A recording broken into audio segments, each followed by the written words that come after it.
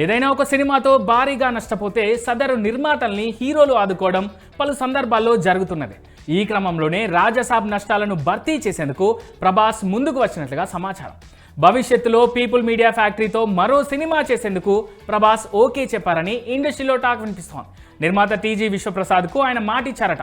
ప్రస్తుతం ప్రభాస్ లైనప్లో ఉన్న సినిమాలు పూర్తయిన తర్వాత ఆ ప్రాజెక్ట్ పట్టాలెక్కనుంది.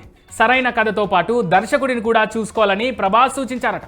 అంతేకాదు, స్పిరిట్ మూవీ పంపిణీ హక్కులను మైత్రి మూవీస్తో పీపుల్ మీడియా ఫ్యాక్టరీకి అందేలా ప్రభాస్ చొరవ చూపారట. అలా రాజసాబ్ నిర్మాతను కాపాడేందుకు ప్రభాస్ ముందుకు వచ్చినట్లుగా తెలుస్తోంది. రాజసాబ్ కోసం ప్రభాస్ పూర్తి రెమ్యునరేషన్ కూడా తీసుకోలేదని టాక్ ఉంది. కేవలం అడ్వాన్స్ రూపంలో కొంత మొత్తం మాత్రమే ప్రభాస్ తీసుకున్నారట. సినిమా విడుదల తర్వాత పరిస్థితి మారిపోవడంతో మిగిలిన పారితోషకం గురించి నిర్మాతతో చర్చించలేదట. దీంతో ప్రభాస్ మంచితనం మరోసారి సోషల్ మీడియాలో హాట్ టాపిక్ అవుతోంది.